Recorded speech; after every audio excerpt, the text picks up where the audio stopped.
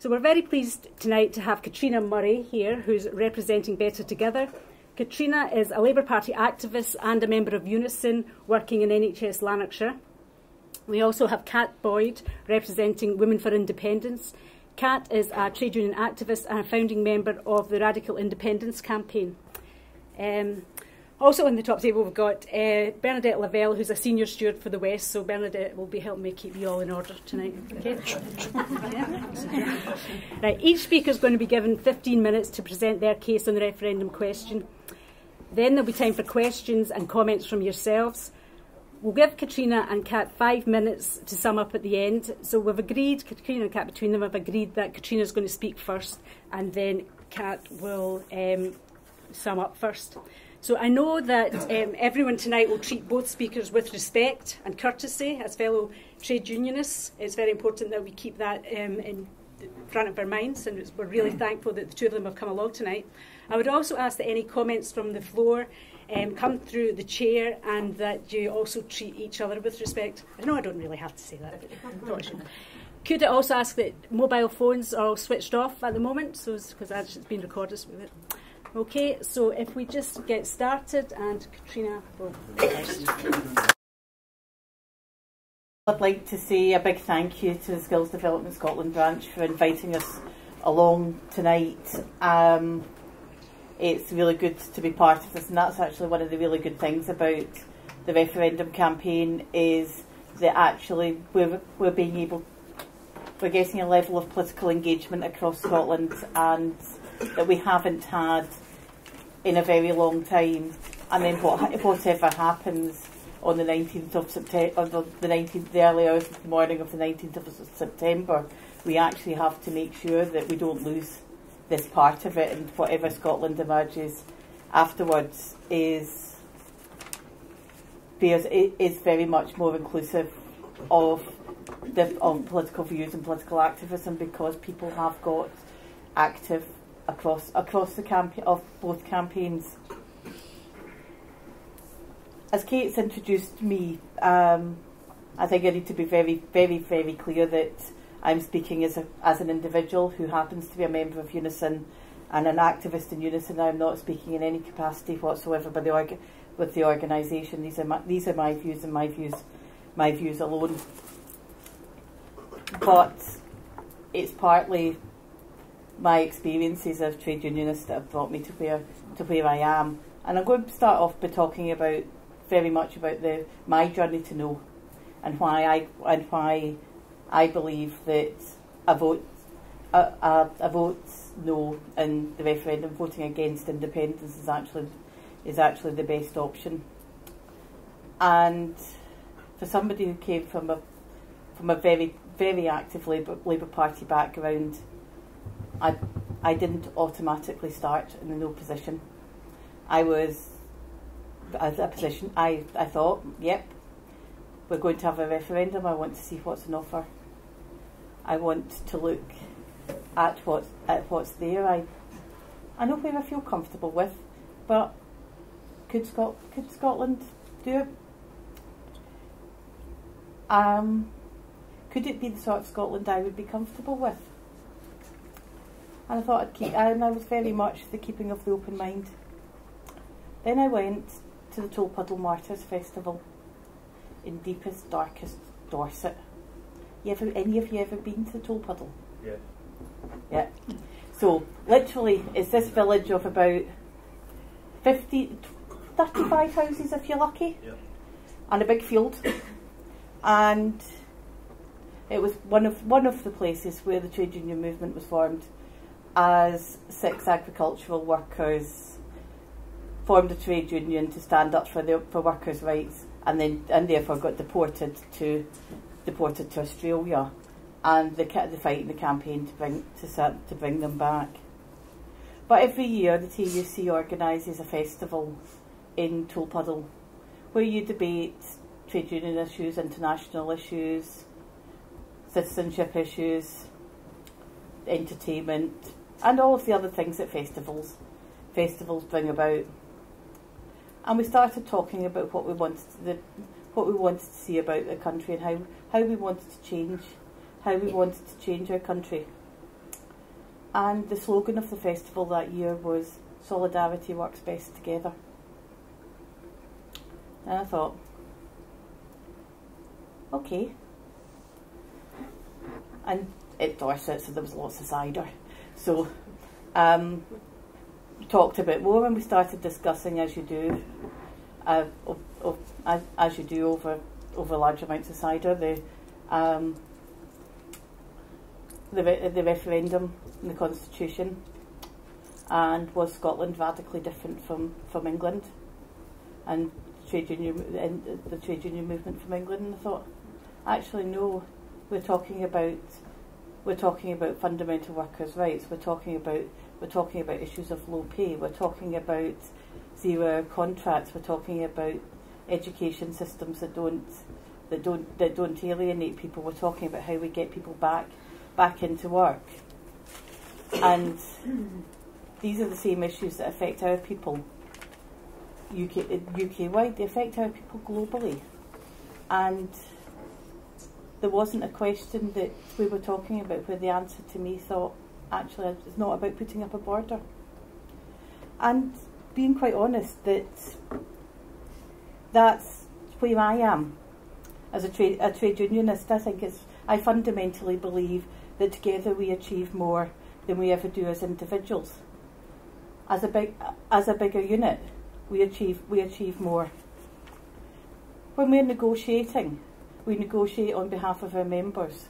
We work together with everybody across the organisation to ensure that you get the best deal you possibly can for everybody.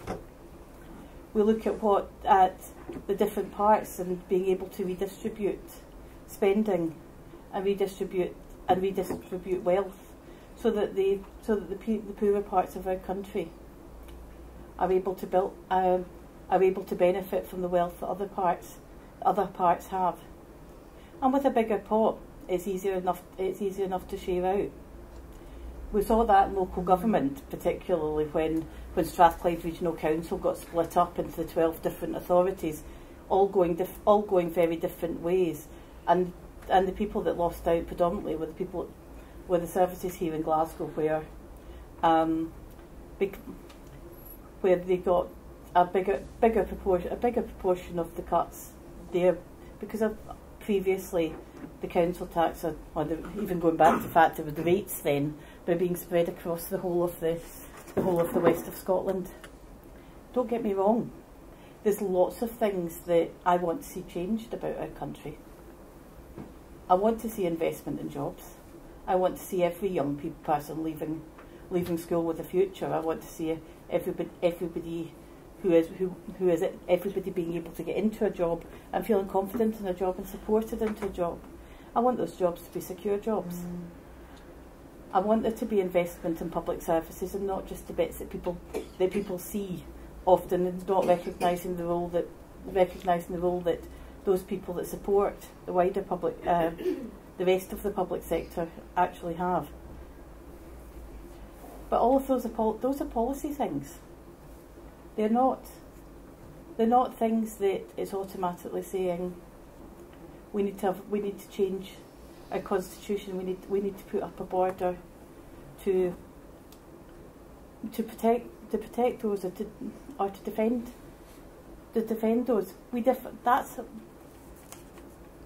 I think when Kat and I have done these before, what we found is often that we want very much the same things. The difference we have is actually how do we achieve it. Keeping an eye very much on my time. I think there's various things that when we do talk about the referendum and the choice, there's various things get bombarded to us, and it's been quite clear that what the vote on the 18th is about. The vote on the 18th is about, do we want a border at Carlisle and a separate Scotland? It's not about how good or how bad the two campaigns have been. It's not about whether we get rid of the Tory party or how we get rid of the Tory party. It's not about a protest vote against the coalition government down in Westminster, and it's also not a vote about a protest vote against the Scottish government in Edinburgh. It's about being very fundamental about that. It's actually about what's been written down in the white paper, because that's what's been put forward as this is how we are going to achieve that. My view is that that's the start of a negotiating document. That's the pay claim, effectively. How many of us, when we've ever gone out to start talking about a pay claim, does the result that we end up with actually resemble what we started out asking for in the first place?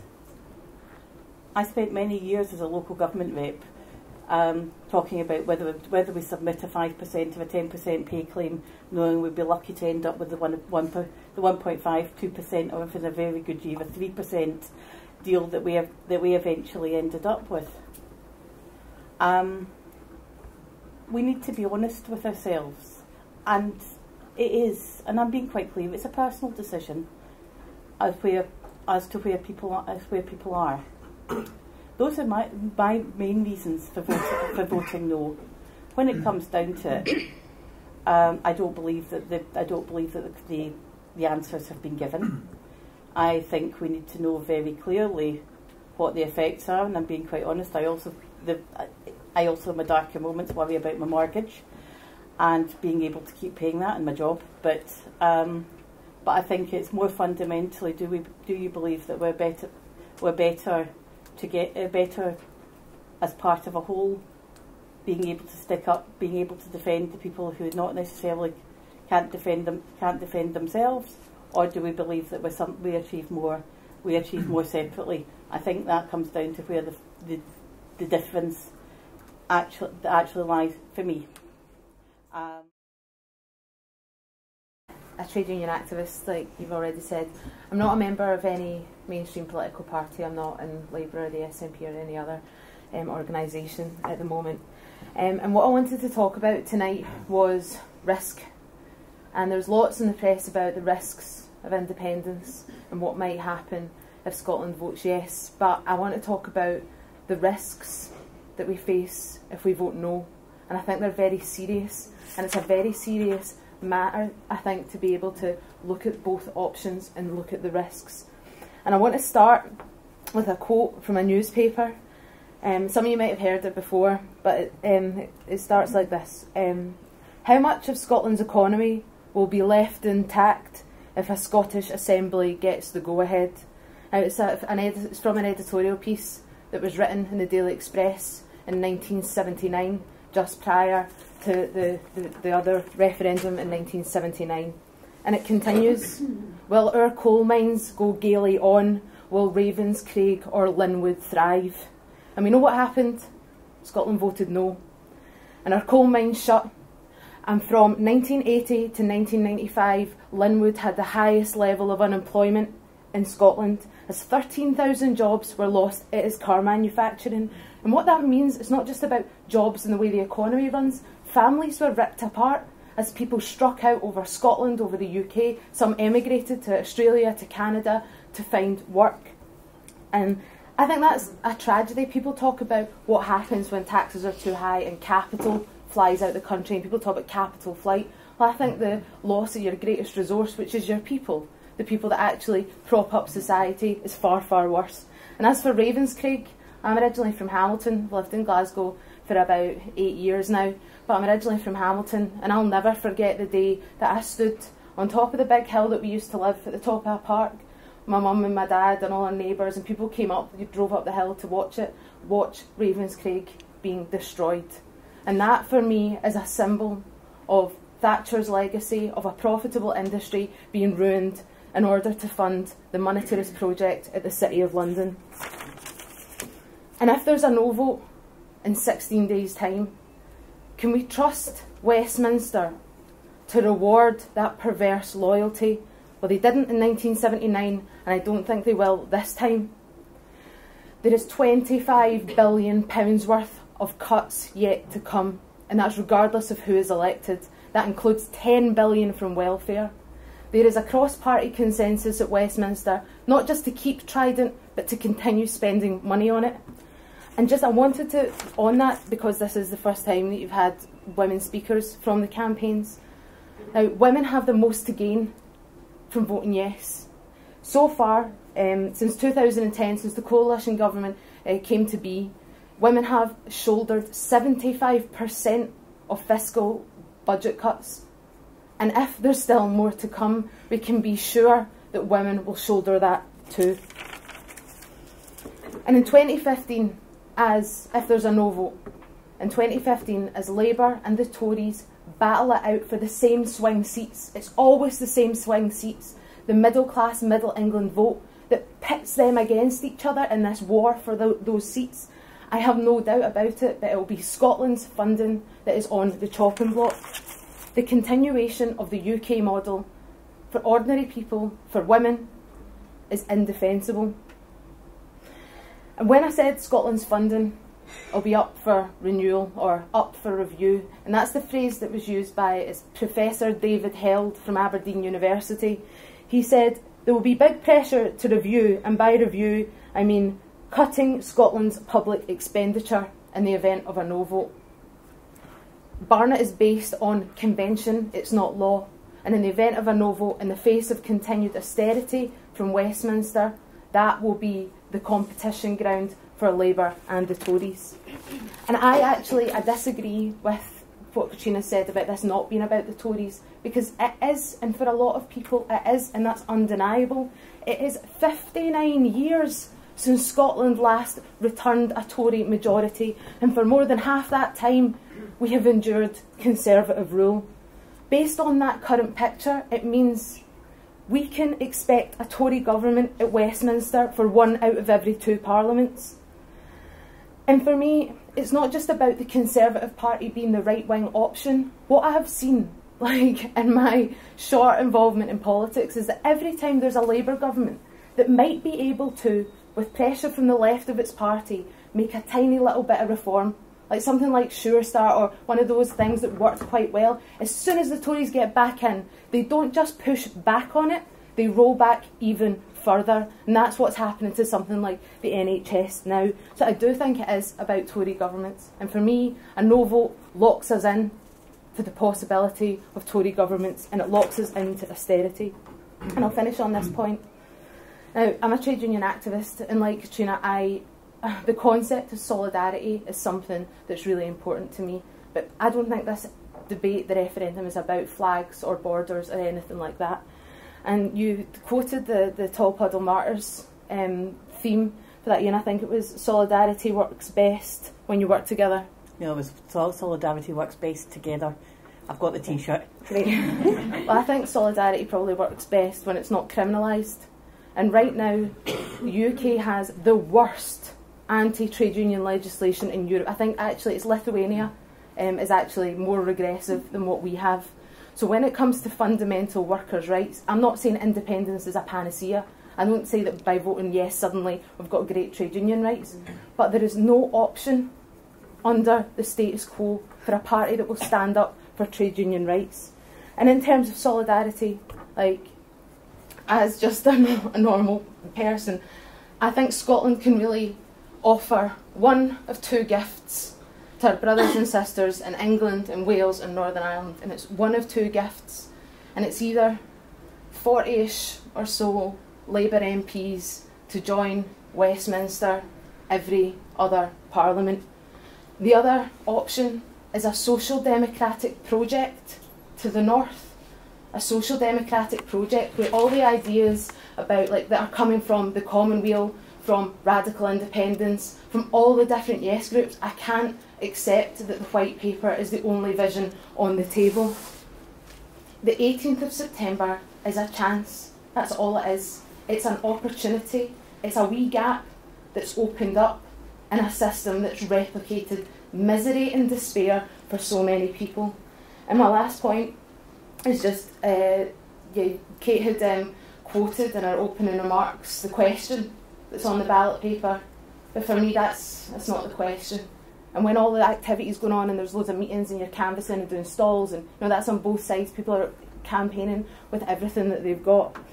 To focus my mind, I always ask myself the same question over and over, and it's what outcome on the 18th of September will best further the interests of ordinary people in Scotland and beyond. That's the question for me that keeps leading me back to the same point, that because of continued failures at Westminster, because of the inequality in society, that's why I'm going to vote yes. Not because I feel particularly Scottish. I don't feel particularly anything. I just feel particularly angry at the continued failures, and that's why I'm going to vote yes as a chance for making a change. Open it to the floor if anybody's got any comments or questions, if they want to just so perhaps start with yourself. In the event of a no vote at the referendum, can you name 2 or 3 powers, new powers that will be granted from the UK government up to Scottish government?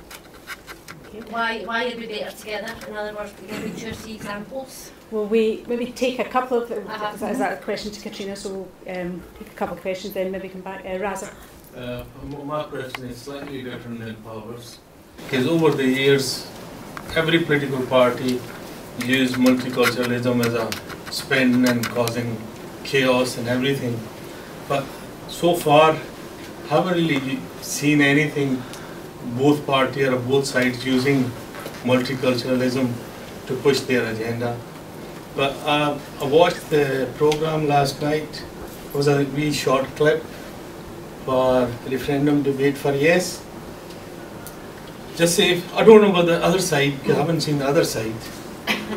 And if I was not living here, and that clip gives me an idea, the new Scotland will be a purely white Scotland. And what's your take on that? Okay, any other comments from the floor just now? James? Mine is kind of an observation. I think some of the economic arguments have been made in terms of trying to what we want to look forward to on the 19th. But mine is more a comment in terms of the solidarity of the trade union movement. I mean, as a trade union activist, I've seen my branch and a variety of trade unions support trade unionists and workers in Palestine, in South Africa, the Bhopal disaster. I do not accept that, frankly, if we do vote for independence, that suddenly we're turning our back on trade unions throughout the world. I mean, that to me, I think, is a bizarre thing to say. I believe that you could argue that, frankly, we are a beacon, arguably, to colleagues in England, in Wales, not, or frankly, throughout the world. But to suggest suddenly you're turning your back on international solidarity that's been with us for hundreds of years, I just find that a kind of bizarre. I can understand there's boxing in terms of arguments to and for each side, but to suggest that as a trade unionist we would be somehow walking away from colleagues, I kind of find that an abhorrent thing to suggest that if I voted that, that's what I'd be doing. Okay. Robert? Okay, just another observation, just kind of there. You know, there's been scare stories on both sides, and to be honest, I've been really disappointed with the way the Scottish media has portrayed a lot of this. You know, and I think the vast majority of the Scottish media is certainly in the no side. I think the Sunday Herald is a yes paper, and the rest are all either neutral or very much the no side, and it's really poor. That, you know, the sort of information they've been given and scare stories and stuff like that, and that's been upsetting me, because that worries me personally, because I remember subsequent general elections, every 4 or 5 years, and the way the Scottish media, the Sun especially, and the Daily Record, try to manipulate people, and the academics say, well, that doesn't really matter too much, but it bloody well does matter. Yeah. You know, it matters quite strongly, and it's been so biased against the Yes campaign. And talking about getting frights, I got a fright tonight when I watched the television, and I saw Boris Johnson on the telly tonight. That gave me a fright. You know, and coming at his back, Nigel Farage, they are frights for me for what's further down the line. I'm old enough to have lived through subsequent Labour parliaments and Conservative parliaments, and I've been a socialist all my life, and I've watched the Labour Party drift away to the right-hand side, away every single time, and right up to Tony Blair. It's been absolute, and I've despaired at this, and all I can see in the future is more of the same, absolutely more of the same. So this is a unique opportunity for us, and I know about socialism, and I know about solidarity, don't need to tell me anything about that, but this is a unique opportunity for us to actually take responsibility for ourselves and the way we are going to move forward. Okay, could we have Edwina first? I mean, Katrina spoke about her journey. My journey started in 2010 when the Tories got re-elected, and not because they get re-elected, but because of the difference of how Scotland voted to compare the fact that they didn't vote Tory and they ended up with a Tory government. And I get all this thing, we live in the UK, we live in a democratic society, but it was the Sunday after the election when I was reading The Guardian, what a paper to read, but I had heard about an article that was in it from Will Hutton, and he spoke about the Tories being in power and the fact that they used the rest of the UK as a way to finance the south of England and the south east of England. And I've got to say that did push me away towards the Yes campaign. But I work in Ayrshire as a career coach, careers advisor, and I see the poverty of the people there. I see people really struggling just to live from day to day, and I'm sure it's the same everywhere else.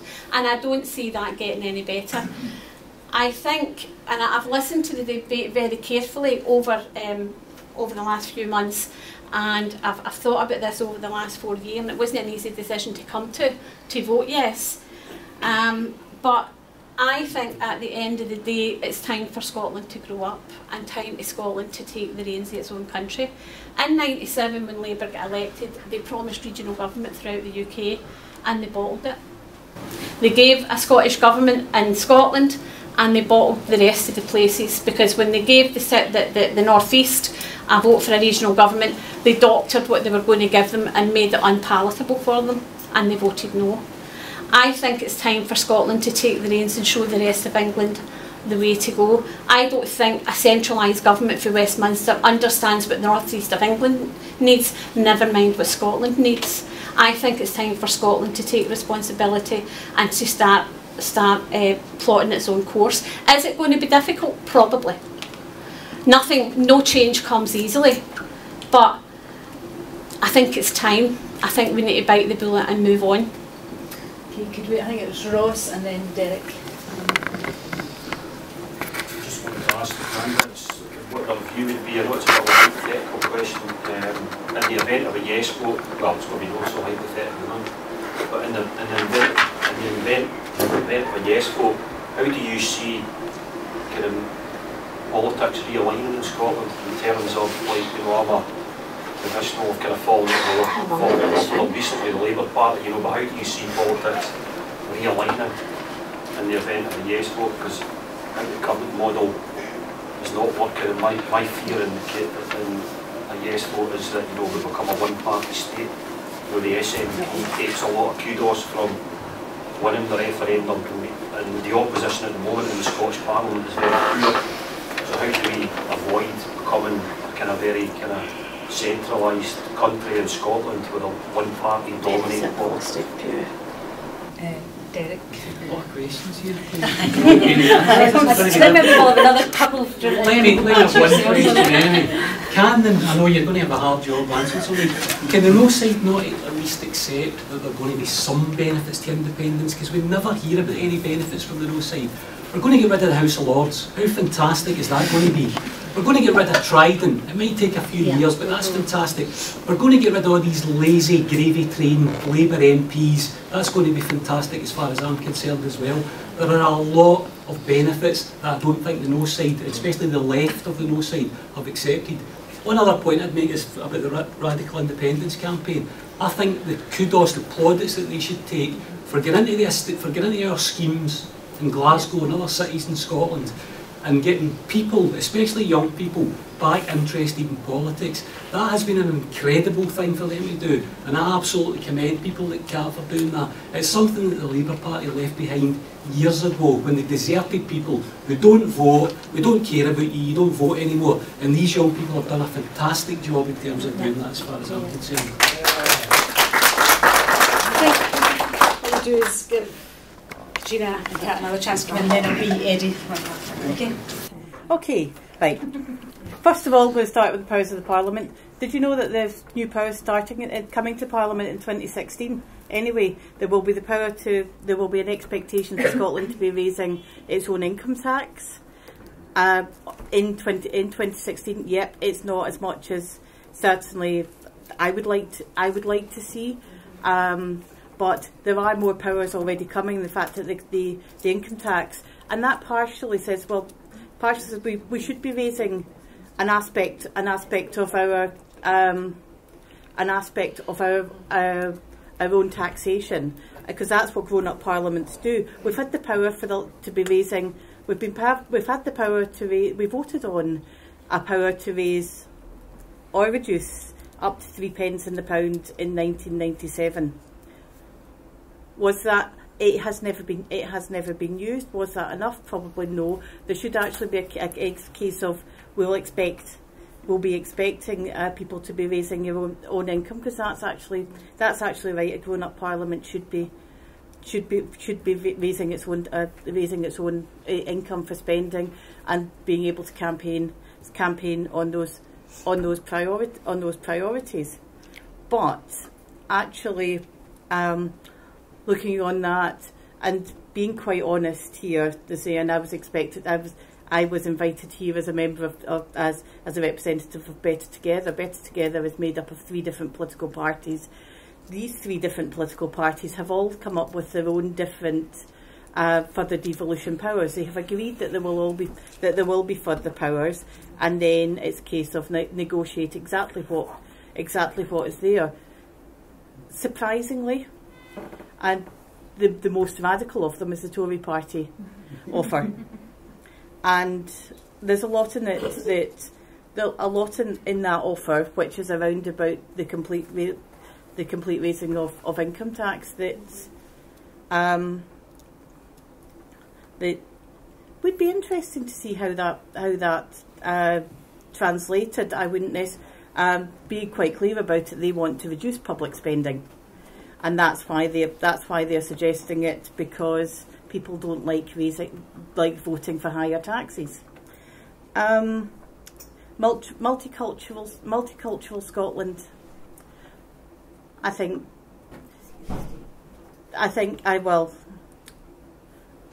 both campaigns would openly welcome the multicultural Scotland, that people from all parts of the world are able to live here, work here, settle here. It's one of the things that I do support about the white paper. What I am worried about, though, is certainly the response I've had on the doorstep that it's all about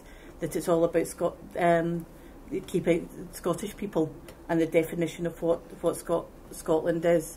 That worries me very, very, very much, and it's certainly not be a view that I would be clear about. The solidarity aspect of it, at the moment we join in industrial trade disputes across the 4 countries that make up the UK. We are part of one in some aspects of it. We're part of one bargaining agenda. Other aspects of it we're not. The higher education strikes, the pay campaign was a UK wide campaign, and the strength of campaigns in Scotland, and particularly when other unions like the EIS came on board, made it an awful lot stronger. The minute we stop working, we look at the solidarity aspect of trade unions. It changes the dynamic entirely. I've been involved in trade union delegations. I was in Colombia this time last year with UNISON's Northern region as part of my branch. And what we looked at was, how do we make sure that we support marginalised workplaces, people with human rights problems. how do you deal with the fact that you've got an armed policeman walking in the middle of the city square when you're trying to have a rally or you're trying to have a demonstration? That bit we need to do, and we have to keep up the pressure on across the world, and that's a lot of what we have to do is being able to campaign, raise awareness. When you organise across borders, it makes things an awful lot more difficult. We at my branch currently has members in ISS Mediclean, in which have the contract at Hare Myers Hospital. At one point, we were invited to the European Works Council, because of course it's a European-wide organisation. But by how the ISS Mediclean worked across borders meant that it actually managed to reduce the conditions and marginalise those people an awful lot more by making sure that you had 26 different countries' terms and conditions of employment, 26 country different negotiations. The likes of ISS Mediclean sticking to one four-nation agreement, which they currently have for the UK post-independence, won't happen. I'm just working them off one. Maybe we'll come back to you. Yeah. Maybe we'll go to the caregiver. Yeah, just on the point of solidarity, I totally agree with what you're saying about, you know, your solidarity isn't defined by borders. I mean, my feelings don't change for a worker whether they're a worker in Belfast or in Dublin, which I think is like, you know, we both know people, or like I know people from both of those cities. The other thing is, see, the last time I was on strike in the public sector, I turned on the telly and I had to watch Ed Miliband say, "These strikes are wrong, these strikes are wrong, these strikes are wrong," 3 times. And that was a democratic ballot of a trade union, of loads of trade unions that went out. So I do think that there's a big disconnect between that Labour leadership and maybe more traditional aspects of talking about solidarity. As far as organising across borders go, I'm a member of Unite, and Unite's predecessor unions, and it still does, operates in the UK and the Republic of Ireland. You know what I mean? And you know, we all get on and we're all able to like go out and organise as trade unionists. What else? Yeah, on the question of multiculturalism, I totally would absolutely welcome a multicultural approach like to the campaigns, and I think that it's a really important thing, particularly within radical independence. I think that right now there is a culture in the UK that's coming from the economic policy at Westminster that fosters divisions in society, that makes people compete for the scraps from the table, whilst the UK's got the record number of billionaires, more billionaires than it's ever had before, but creating these divisions within communities, that people have to compete against each other all the time, that resources are scarce when they're not. The problem is how they're distributed. And that brings me on to the other point I wanted to make. I know there's other things here, but about the devolved powers. Now, there will be the power about the changes to income tax, but it doesn't change the fundamental design of the tax system. It doesn't give a Scottish Parliament the right, or the ability rather, to be able to fundamentally change distribution by using tax, by taxing those in a higher income bracket and being able to balance it out across society. And which for me, that's an important principle. It also doesn't give Scotland the power to close tax loopholes. There's £70 billion is hemorrhaged out the UK economy because of tax loopholes of the City of London. So the devolved powers don't actually help with those, which are the 2 main issues that I have with the current UK tax system. Just finally, it was the thing you were talking about, the Will Hutton article. Mm-hmm. Like, I think that's really important that people know that, because this isn't like mad nationalist conspiracy stuff. It's not. Like, these are actual, this is the thing, that North Sea Oil funded Thatcher's projects. Her deindustrialisation project was funded with North Sea Oil. That's not a conspiracy, that's real. And I think you touched on an important point. Like, right now the SNP rightly assert, with the research that they've done, that an independent Scotland could be the 6th richest OECD country compared to the UK at 15th. But see, when I look around Scotland, I just think, how can that be true? Like, how can that actually be possible? How can we be so rich when it's so unequal? And that's because I think there needs to be a look at who owns and controls resources. And unless that actually begins to belong to people rather than, you know, private companies or, you know, some shadow finance sector, something like that, then you can't actually change how rich you are as a country. You know, you can't look at that without, unless you look at who owns and controls resources. And it's only a yes vote that opens up that way to talk about who owns the land. You know, can we actually have radical land reform? Who owns the oil? Can the oil be owned by the Scottish people? You know, those sorts of things. Okay, thank you.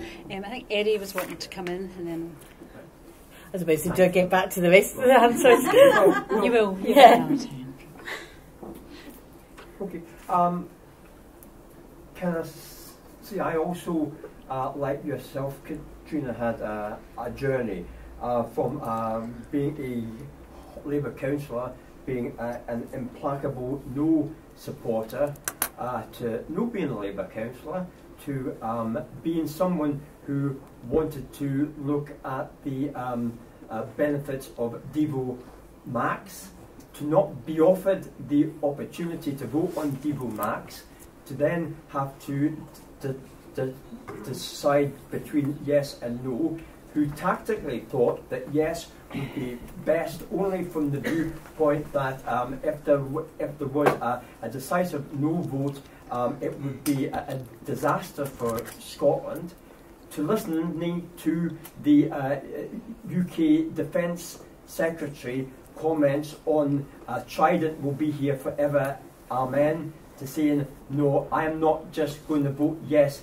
tactically, I'm going to vote yes to get rid of this bloody monstrosity out of this country so we can actually spend that money on proper things. Now, I was, in my job, I actually go around the doors, right? I'm a catalogue distributor, and it's amazing the number of people that ask me, because they know obviously my background, they say, Eddie, what do you think about this whole independence thing? Now, I'm not going to, you know where I stand, but I'm not, never say to them, you should vote yes, or you should, or what. I say to them, think about what is best for yourself and your family, and what is best for the country.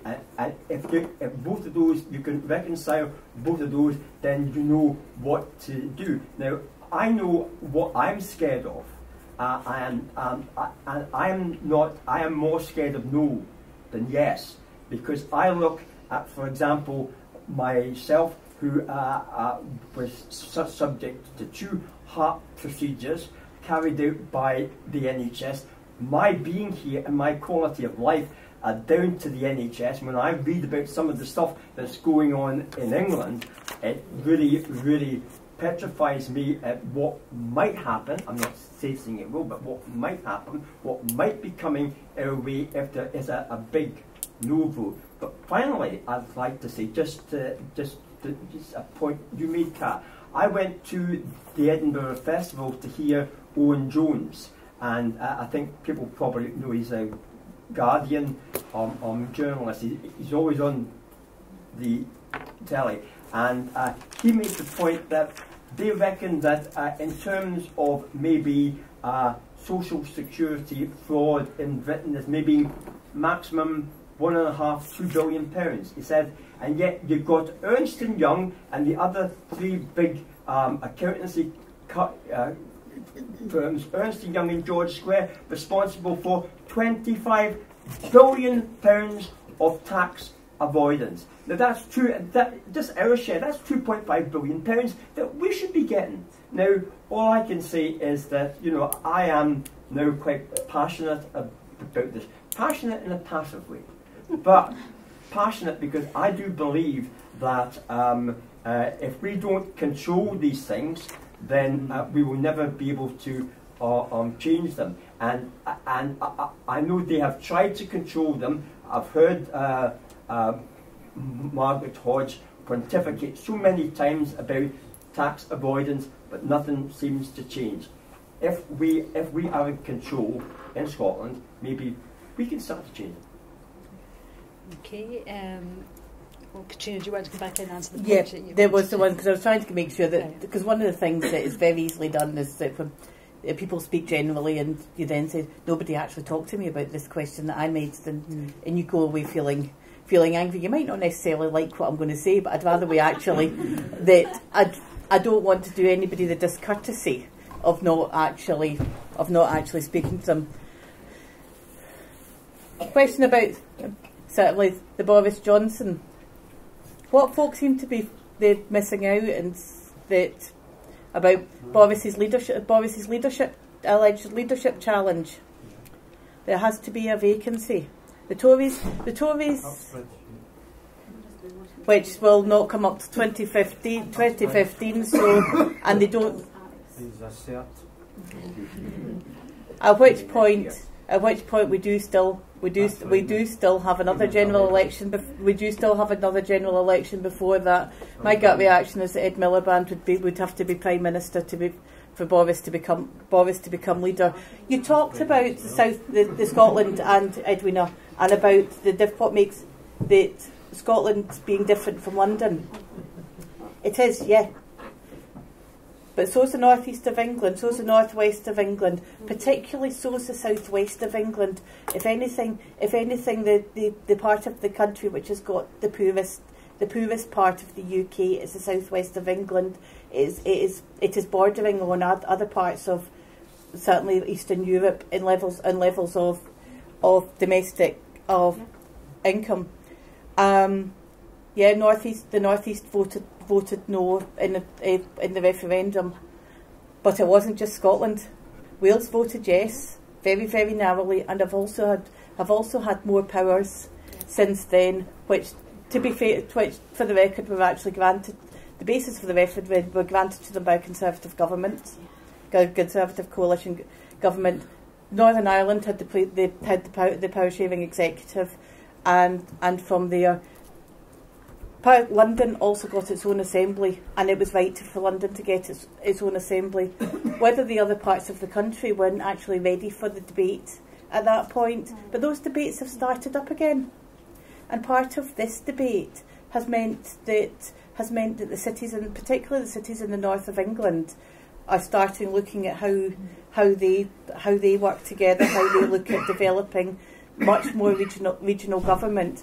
They started off looking at regional economic boards because that was the first way to be able to start a journey with people who weren't at that stage. People are now talking about English regional government again for the first time in a decade, and that's a good thing. It's not our place to shape their debate in the same way as it wasn't. It's not their place to shape ours. But being able to pick that up from there. What was Scotland? The questions around about Scotland, what will be? One thing that I would say that to look out for is building on what's been happening within Scottish politics. We are seeing a resurgence of the Tory vote. It started to build again. If you continued, not only did UKIP manage to get elected, but if you continued down the European election results, the minute you got the next party that would have been elected was another Tory before you got to SNP and Green again. So if you'd actually continued those results, I think this is something that we look at that we dismiss at our peril. I think it's, and I'm being quite clear. It's not something that should it's not something that should very much sway where you're at. But we need to be very serious before we say actually we'll never get a Tory government again, because politics is circular. It will happen. Trident. I think the issue, certainly my particular issue with Trident, is I want to get rid of Trident full stop. I do not want to see Trident. I do not want to see Trident move 300 miles away, which is what independence will do. We work together, and we'll look to get rid of it completely. And the other thing that I would like to say is I do take a wee bit of umbrage at, Derek. Yep. I've traipsed up and down closes in Maryhill, the Milton, and Springburn, and Yokerd from Chapel for the last 10 years. To say that nobody's going in is probably not completely right. I do think that there is a piece of work and I do say there's been good pieces of work going on. I think the credit is to be that the debate has actually happened, has been engaged with people, but people are going in and having those conversations. Just because you don't see it does a bit of a disservice to people from all political parties who are doing it on a Saturday morning, spending their Saturday mornings doing that. I think Alan's been waiting. You talked about Wales. Wales has got limited power, less than Scotland, but as far as I know, their health service has been cut dramatically. They've got less. They haven't even got the levers of powers that Scotland's got. They've now controlled a big umbrella under the UK. They've got some limited power, but they're a Labour administration in Wales, and they've got no real control, and their health budget's been cut more dramatically. Can I just add, we were at the UNISON conference down in Brighton, and Bethan from the Plaid Cymru stood up and basically was saying, you guys have to vote yes so that we can follow, and she put a very good point across, and she's very passionate. And I think, we can be a beacon for the rest of it. And you're right, it is regional government and stuff, but to say, well, let's hold on and don't worry, Liverpool are going to go regional, no, we've got the chance to go completely independent now. Take it now. Why wait? Because we can't promise it. And I'm of the generation who has been brought up under Tory and Labour. I'm sorry. You can't see the difference between a Tory Prime Minister and a Labour Prime Minister. For my generation, they're the same beast. So that's why independent. See these young people out there bringing something new. It's really, really exciting. And my worry is if it's a no vote, that'll all just die again, and we're back to three parties that it's just like there's no vote between them, and then people will stop voting, and that is the main issue here. They're not getting a mandate, and that'll continue. So why don't we just swipe forward and start again? Okay, Stephen was wanting to come in. Listening to this, especially to the Rogue side, you would think that Scotland was a mere region of England. They're talking about grand powers. I actually find that quite insulting. If you look at the Treaty of Union, which is often referred to as a voluntary union, that's an absolute myth. The fact of the matter is that only 1% of people at that time had the right to vote. Okay? And as Robert Burns says, bought and sold for English gold, what a parcel of road for a nation. And Scotland was put in a degraded state. The masses, or the nobbies as they were called, in Edinburgh and Glasgow, rioted and protested that. And in the 18th century, at one stage, Scotland was actually called North Britain. And after Culloden and the defeat of the Highland clan system in Gaeldom, then we had the kilt band, we had the language band.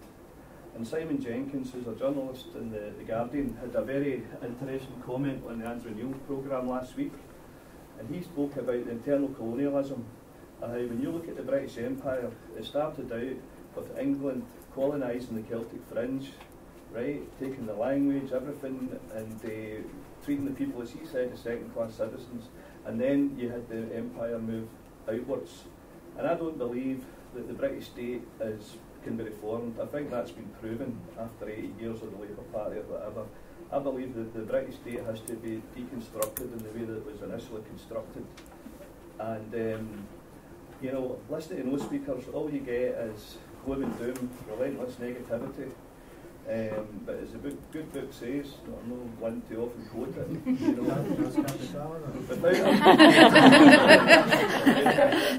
without a vision, the people perish. You listen to Radical Independence, Cat, I've heard you 3 times now, Cat, in the last couple of weeks going to meetings. But it's always very inspirational, and you've got a vision, But from Better Together, it's just fear, you can't do it, you're too small, you're too poor. And and I think the greatest gift we can offer, not only the people of England, but the people of the world, is to show that we can be a progressive beacon, as you said, create a progressive society. And I'm not fearful of that, because we know that there's a social democratic consensus in Scotland, so don't use that fear about Tory governments You know, the last time you had one was in 1955, for heaven's sake. You know, so I'm very optimistic. I think this is a very exciting moment in the history of our nation, when we can actually take power back and we actually can start afresh, create a new country and make it a place that we can all be proud of, that has social, believes in social justice and egalitarian values. So all I can say is speed the day. Any other comments from the floor?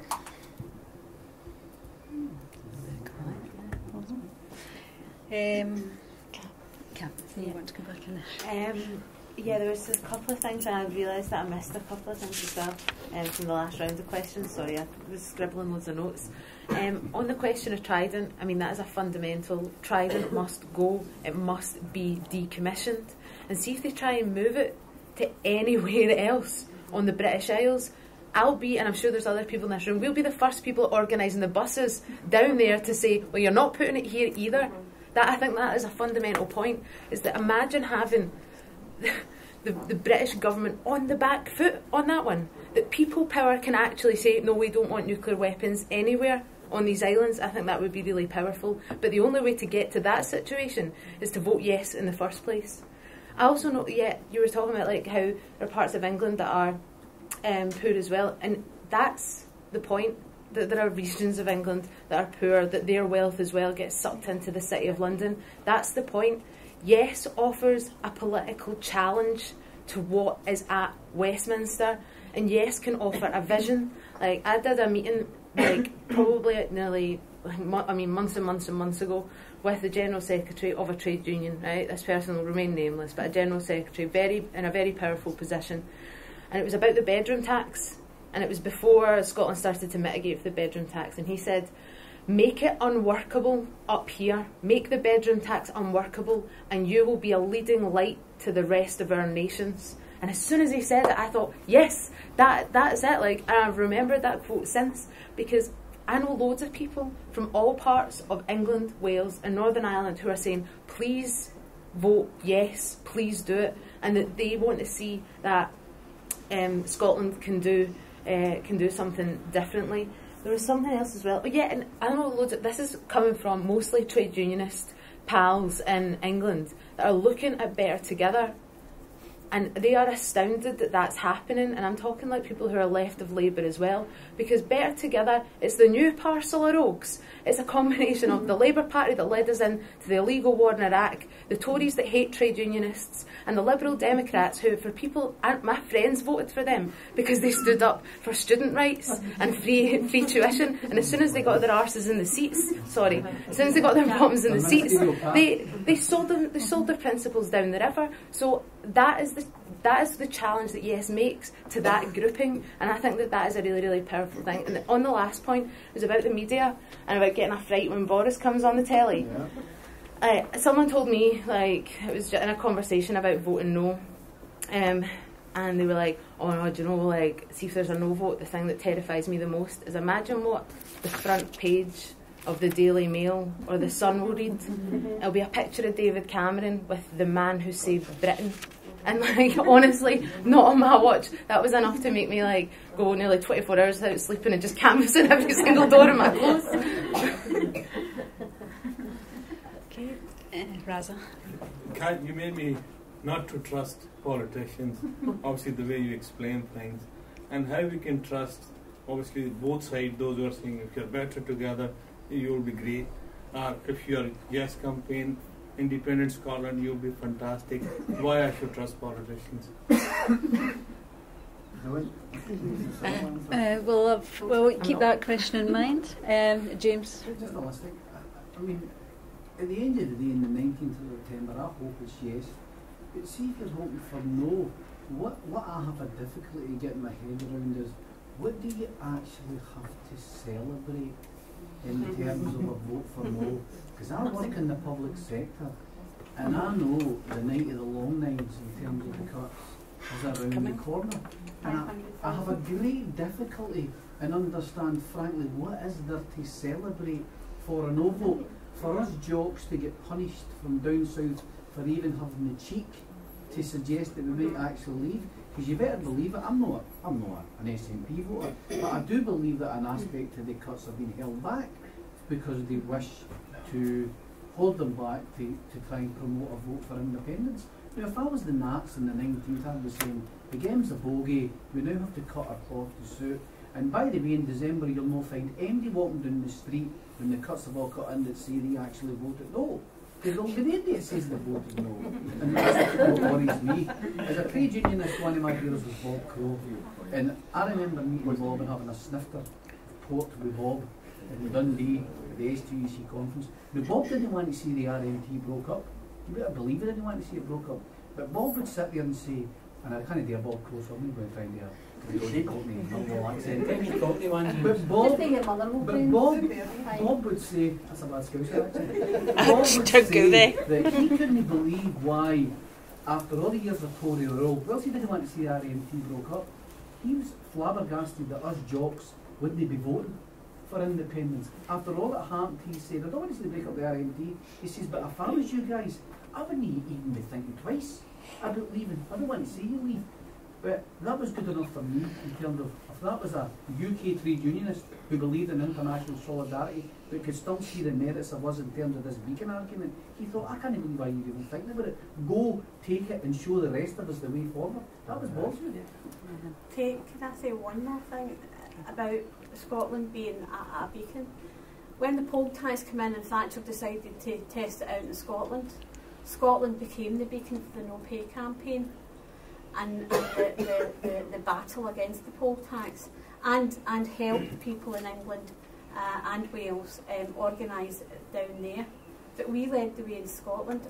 If we become independent, I feel that's what we could do for the rest of Britain, because at the moment they're repressed by the laws, not just the trade union laws but other laws.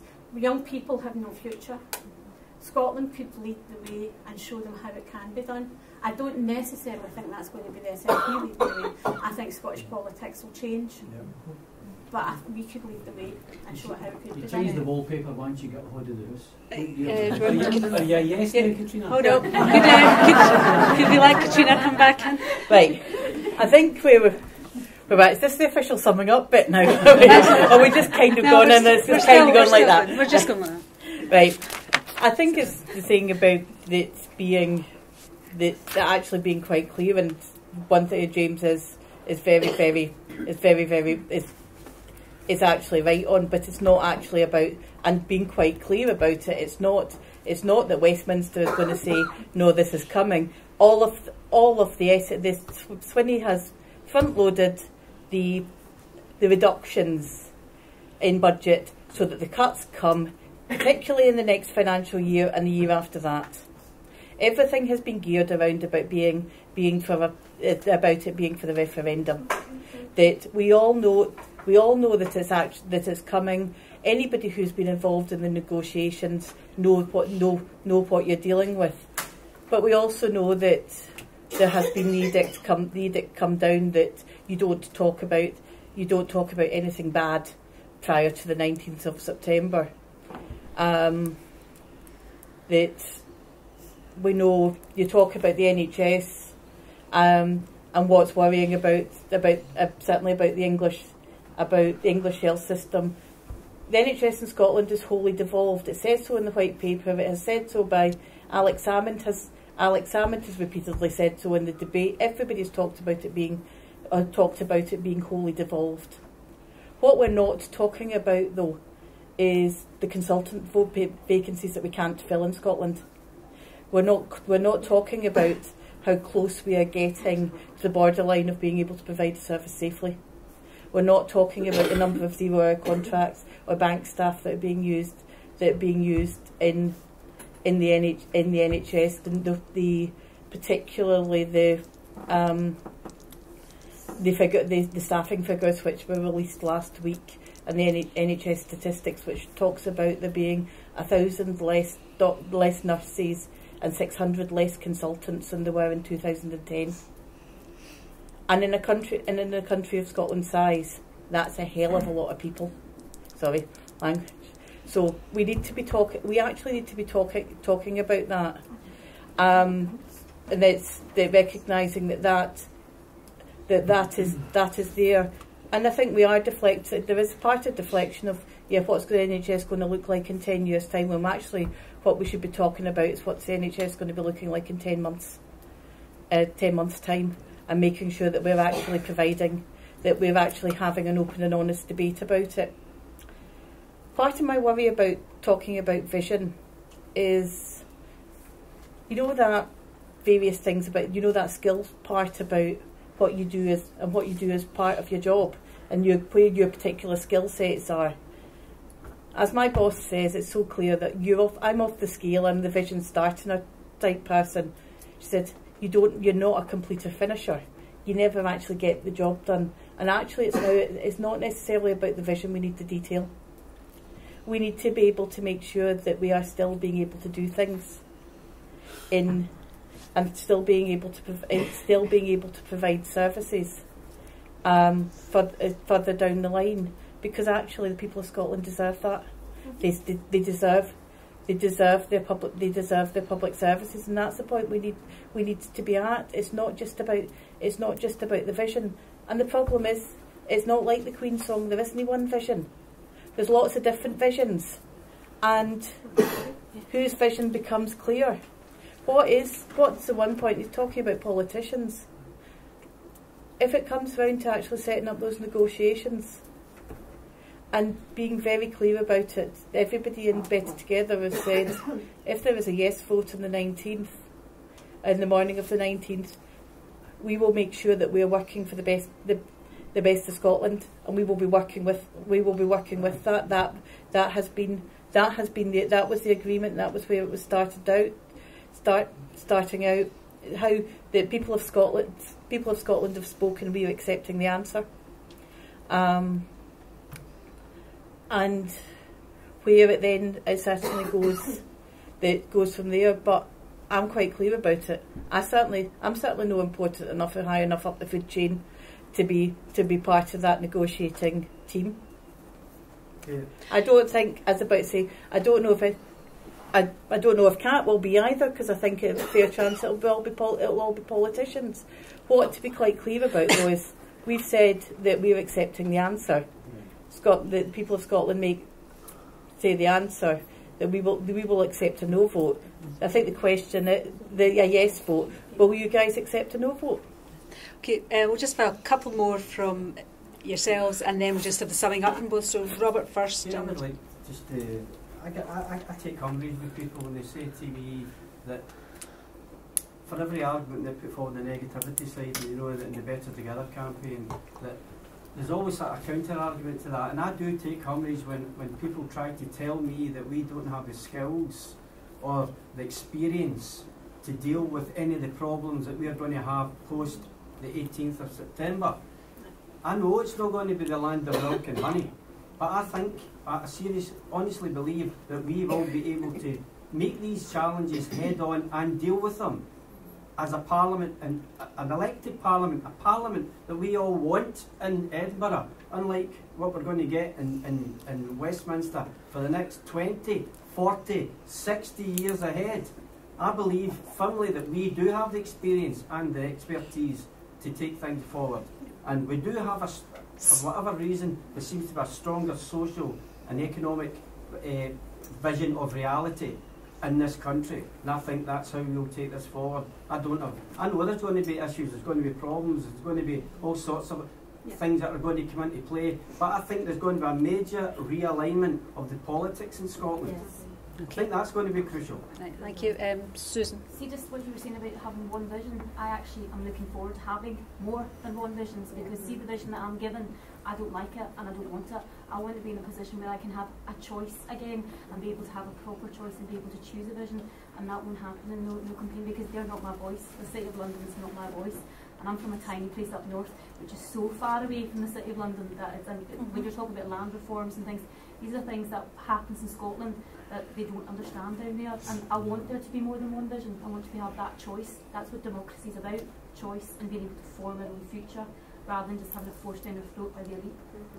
Okay, any other, Eddie and... I think what I'm getting from people on the doorstep is that they are reluctantly coming to the view that they have lost faith in Labour's ability to represent people in housing schemes, etc., which really surprised me because I didn't actually see that one coming at all. And in fact, we have a street just in where I live, which is almost becoming a yes conclave Soviet, which is quite unusual. But I mean, because you just can't see anything other than yes posters wherever you look. Now, and it's funny, but when I was listening to what you said, Katrina, about the bedroom tax, and I actually said something which, what did you say? I didn't say anything about bedroom tax. Sorry. And apologies. And I actually said to Edwina, you know, because we all understand that the funding, the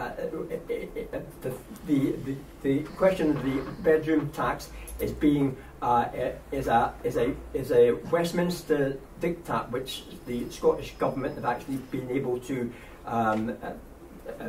obviate to some extent. And I actually said that I couldn't believe what I said. But I said, you know, if it wasn't John Swinney there, if it was Tom McCabe, we'd probably have bedroom tax. Absolutely. Because I remember, as a councillor, the kind of stuff that we had to deal with regarding Tom McCabe, and that is the problem.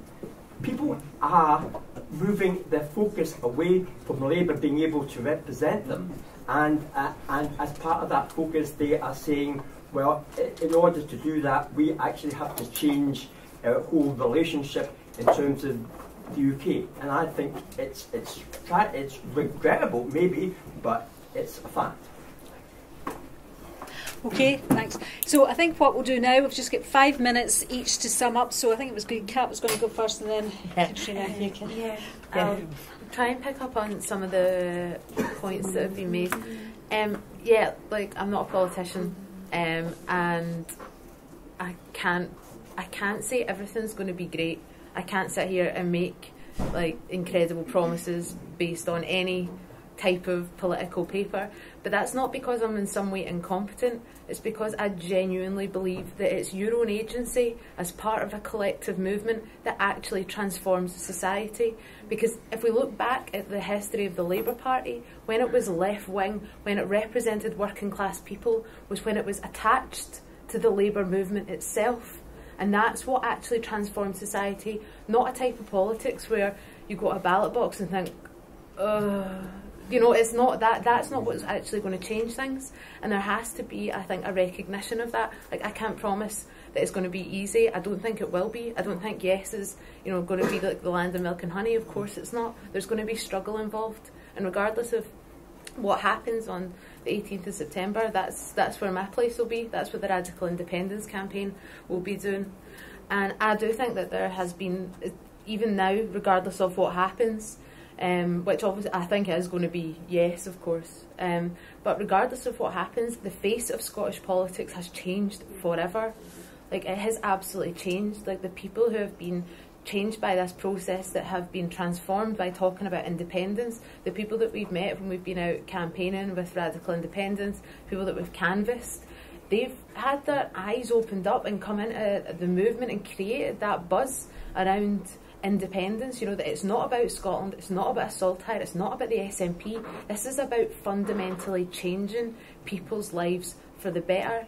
And I think you can't stuff that back in the box. You can't put it back in the bottle. And all those people after the independence referendum will be there trying to shape society. I might not get an invite to Team Scotland, I doubt that I will, but I've been involved in a movement that has fought for every single thing, and it has tried to win, and that's what we're going to have to do again. I don't think getting an invite to be in Team Scotland is what's going to change society. It's going to be us doing it ourselves. And I know that when I go into the ballot box, it doesn't have, you know, the socialist vision of yes, or, you know, Cat Boyd's Radical Independence vision. It's just got yes and no. And one of those options preserves 3 centuries of a union that brought us to this point, with all of the inequalities that we see around us, with queues for food banks, with benefit sanctions, all of those things, at that point, that's preserved in one of those options. And the other option opens up so many possibilities. It opens up loads of different things that we can try and do for our society, and that's why I'm going to be voting yes on the 18th. Thank you. And I think one of the things what Kat said is right, is that it's not radical independence, the Cat Boyd option that's on the ballot paper, because if that was on the ballot paper, I think it would be a bit more of an honest debate that we've actually had, and it might be an awful lot. It might be an awful lot more appealing.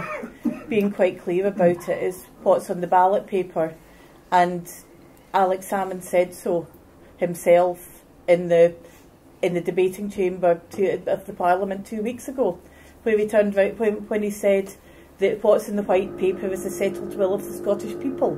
They weren't going to be getting any difference from that as part of the negotiating the negotiating policy if it's a yes vote.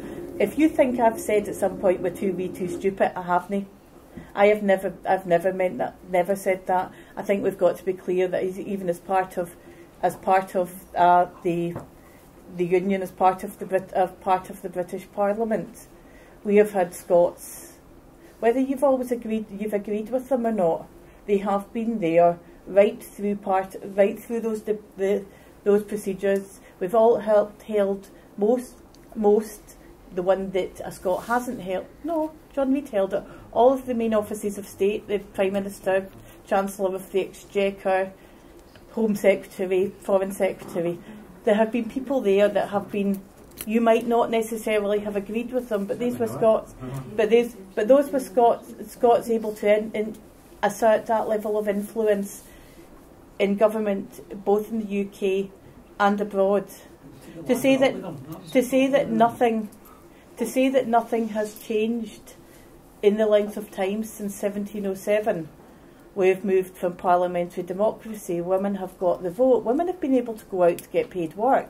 Women have been able to work after getting not have to leave a job when they've got married. In my lifetime, women have been able. It's become a criminal offence to be raped when you were married. It's now illegal to get sacked from your job because you're pregnant. Society changes. Society changes not necessarily through. And not all of those happen through parliamentary votes. Not all of those happened through referendum or referenda. We can do society changes. We can make the change the better that we want together, and working together, being able to do it across a wider. Excuse me, give across a wider. Katrina the opportunity to finish. Because across a wider area, across the entirety of the 4 countries, you will go away and make your choice based on what you believe and make that vote on the 18th. But you don't do it based on actually this is what the Labour Party says, or this is what I don't like Ed Miliband, or I don't like Boris Johnson. In the same way as it shouldn't be about no liking Alex Salmond or Nicola Sturgeon, but it's also about being very, very clear that what we have got is: do you believe in an independent Scotland? Yes or no? I don't. I believe we actually are stronger working across a four country, the 4 countries of the UK. We share these same islands. These islands are small enough to be there, that provide a natural geographic border. I'm no up for inserting a border post at Carlisle.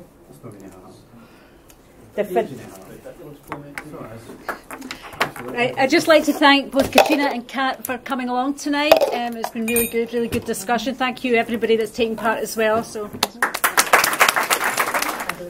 Yeah, I thought it went really well. I had always find these kind of events quite difficult, but I think the fact that it's a trade union event, there was definitely a majority opinion that I think like swayed towards yes. I mean, there was people in the room that are very convinced already. The main thing for people who are voting yes now is to be able to go out and convince the undecideds in the lead up to the actual day. I think it was a very interesting debate. What we've very similar to what we found in other debates. It's people who are very, very interested in it are the ones that are very much turning up to sessions. But people are genuinely interested in having the debate. I think it's important to make sure that what happens post referendum is that people stay involved and people do get involved more politically, and particularly into wider aspects of the union as well. And other parts of activism we want, which has been particularly good.